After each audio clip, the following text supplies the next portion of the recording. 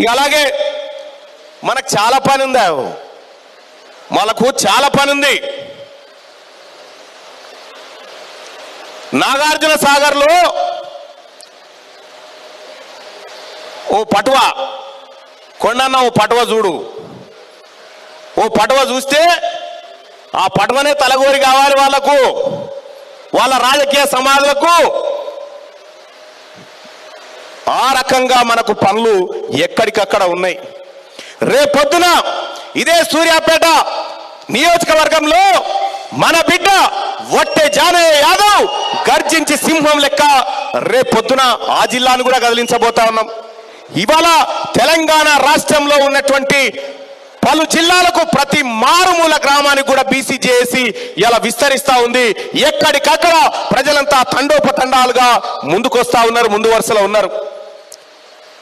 ఈ coordination committee chairman గారికి అలాగే వేదిక మీద ఉన్నటువంటి కోర్ కమిటీ సభ్యులకు కూడా చెప్తా ఉన్నా, బీసీలు అంటేనే పెద్ద సంఖ్యలో ఉంటారు కాబట్టి ఈ సంఖ్యను ఎక్స్పాండ్ చేయండి, ఈ కోర్ టీంని ఎక్స్పాండ్ చేయండి, ఇంకా ఎక్కువ మందిని దీంట్లోకి ఎక్స్పాండ్ చేసి తీసుకొని అందరి సమాలోచనలు ఒక వేదిక మీదకి తీసుకురావాల్సిందిగా కోరుతా ఉన్నాం.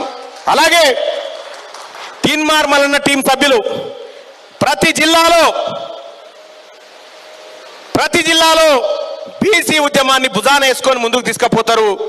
దానికోసం వాళ్ళందరూ కూడా సమాయత్తం అవుతా ఉన్నారు. వాళ్ళను కూడా సముచితమైనటువంటి పదవులు ఇచ్చి గౌరవించి బీసీజేఏసీ వాళ్ళను కూడా ముందుకు తీసుకుపోవాల్సిందిగా కోరుతా ఉన్నా. అలాగే సోదరులారా, ఇవాళ ప్రధానమైనటువంటి అంశం ఏంటంటే తీన్మార్ మల్లన్న టీం, బీసీజేఏసీ ఈ రెండింటిని కలపాలనేది ప్రధానమైనటువంటి ఉద్దేశం. రేపు పొద్దుగాలంటారు మీ టీమునే కలపలేదు నువ్వు బీసీజేఏసీలో, రేపు మమ్మల్ని కలుపుతావా అనేటువంటి మాట రాకుండా మన ఇంటి దగ్గర నుంచే ప్రారంభించిన మీ విలీన కార్యక్రమాన్ని.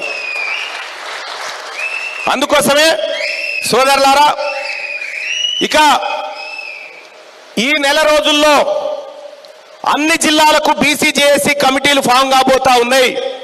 సూదగాని హరిశంకర్ గారి నాయకత్వంలో ఒకసారి లేవన్నా, ఆయన నాయకత్వంలో అన్ని జిల్లాల బీసీజేఏసీలు ఫామ్ కాబోతా ఉన్నాయి. అన్ని జిల్లాల్లో ఉద్యమకారులను ఒకే వేదిక మీదకి తీసుకురావడానికి, ఈ ఉద్యమాన్ని బలోపేతం చేయడానికి సూదగాని హరిశంకర్ అన్న 24 గంటల పాటు బీసీల కోసం కొట్లాడుతున్నటువంటి బిడ్డ. ఆయన సారథ్యంలో మనం ముందుకు పోతా ఉన్నాం. అలాగే